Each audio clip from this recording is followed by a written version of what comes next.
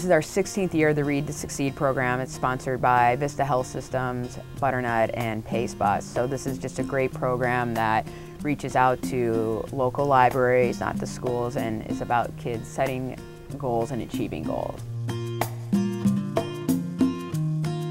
We do a couple of different things with the program. For our readers, we have them log in online, and after they do 9 different activities, which could be reading a book, coming to the library, listening to an audiobook, then they actually get a free book sponsored by our friends at the library. So we think it's a great way to encourage reading for our readers.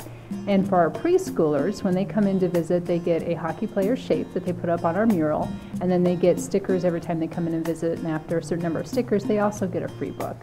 But what has always been the most fun is we have a Skates mascot doll that we hide throughout the library, and every day kids come in, he's in a new spot, and they find him and they get a sticker as reward.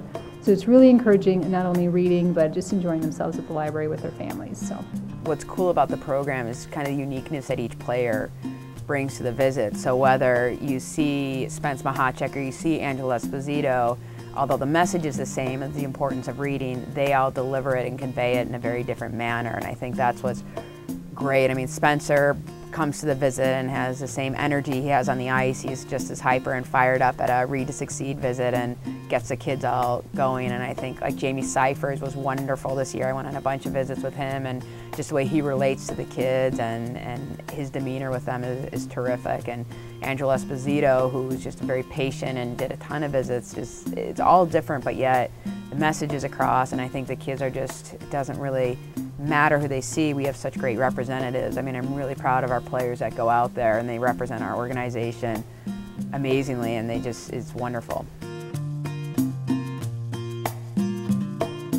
Jared Ross was great with the kids tonight. He did a really nice job presenting both the information about hockey and supporting reading, as well as just interacting with them and answering their questions and listening to them. So he's a really good speaker, so I was glad that he was here. The best part about it is actually just hearing some of the questions they ask, and sometimes they're pretty funny questions. And these ones are actually pretty good, but you never know what's going to come out of their mouths.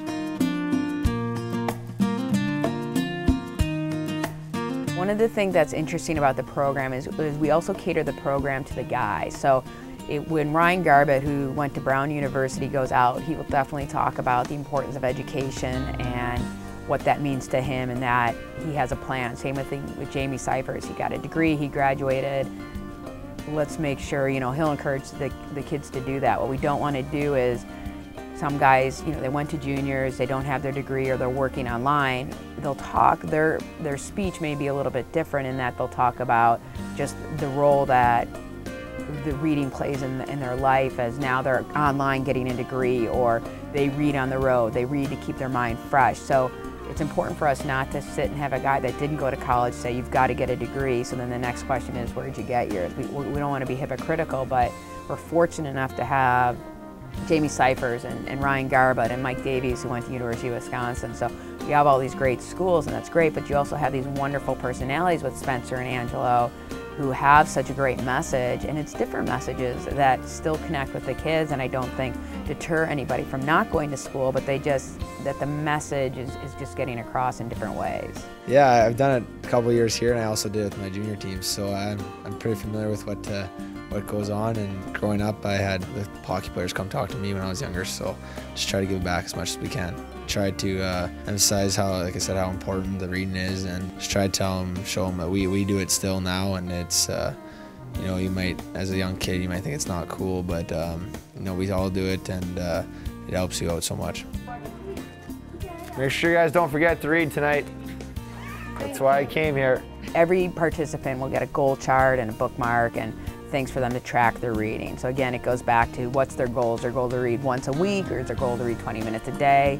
And then they have a chance to win everything from tickets to a game, Wolves pennants, Wolves hats. We change the incentives each year. Obviously the tickets are kind of the big ticket item, but it's great. And I always say one of my favorite things is when I go back each year to see the kid bring a stick that has Steve Martin's or other players that have gone through this, and the letters you get from the parents that, hey, Johnny wasn't reading and now he saw Spencer and he's reading once a week and he thinks it's cool and all that type of stuff. So you get 1 or 2 kids to read from this program, huge success.